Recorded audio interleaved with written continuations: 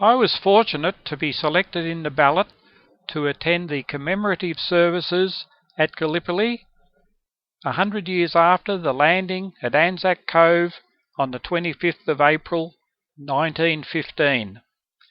I took my friend Peter and we went on a 3-day tour from Istanbul to the Gallipoli Peninsula to attend the services and also to visit various sites over the 3 days. In the moments of silence, you might like to remember those that lost their lives during this campaign.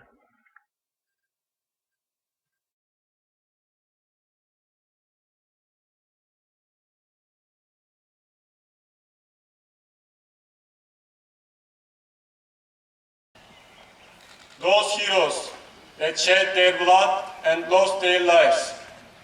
You are now lying in the soil of a friendly country. Therefore, rest in peace. There is no difference between the Johnnies and the Mehmets to us. There they lie side by side here in this country of ours.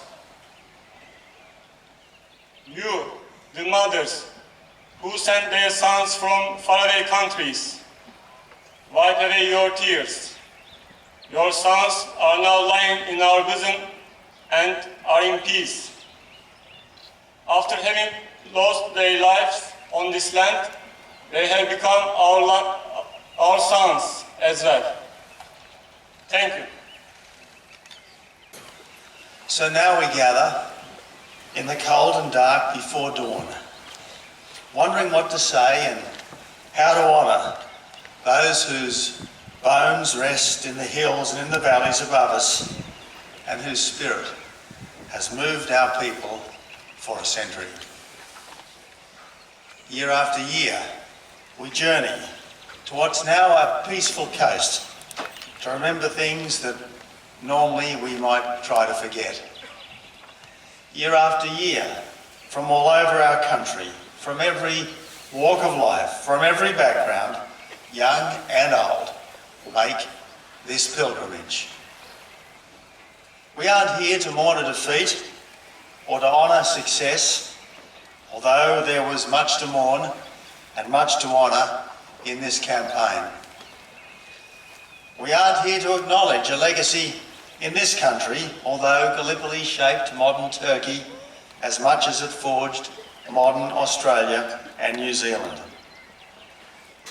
Few of us can recall the detail, but we have imbibed what matters most: that a generation of young Australians rallied to serve our country when our country called, and they were faithful even unto death.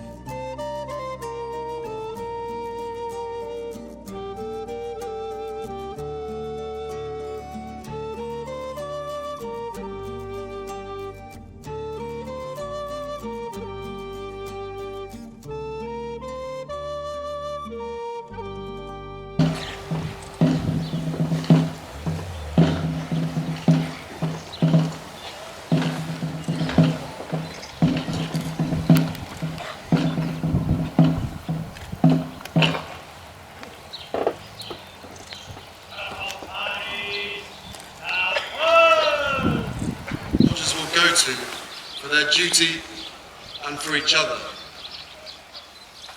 While we honour their bravery, we must also remember the emotional cost, the guilt, sorrow and mental anguish of those who survived.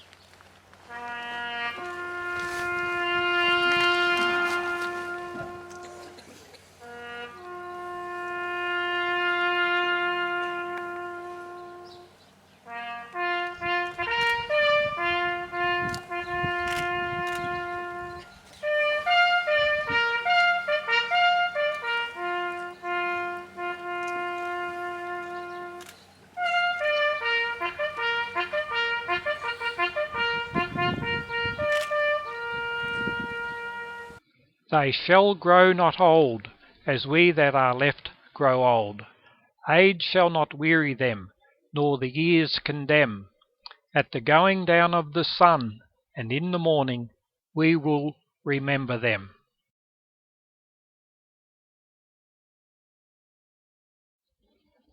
Well, here we are again, back at the commemorative site on Sunday the 26th of April, one day after ANZAC Day. This area behind that golf buggy is where we slept the night, just in front of that stand for disabled people. Some people had seats, but I'm not too sure if it would be any more comfortable sitting on a seat all night than lying on the grass. Peter and I had a ground sheet which kept us warm. Luckily it didn't rain, and we both got some sleep. The clean-up crew were very on the ball, packing things like the TV screens and stages. ANZAC Cove was nearby, but too small an area to accommodate 10,000 people. So this is where we slept, where I am, and I'm sitting in front of the Sphinx, which was named after the Sphinx in Egypt, where the diggers trained. You've heard of Simpson and the donkey? Well, this is his grave at Beach Cemetery.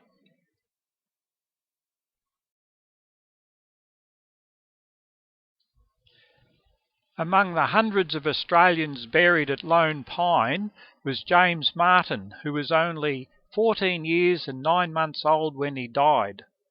I suspect he lied about his age when he applied to enlist in the army. Lone Pine is only one of over 30 cemeteries for Commonwealth soldiers buried on the Gallipoli Peninsula. A very sobering thought. Near Lone Pine, you can still see evidence of the trenches occupied by the Anzacs. In some cases, they're only 10 metres from the Turkish trenches.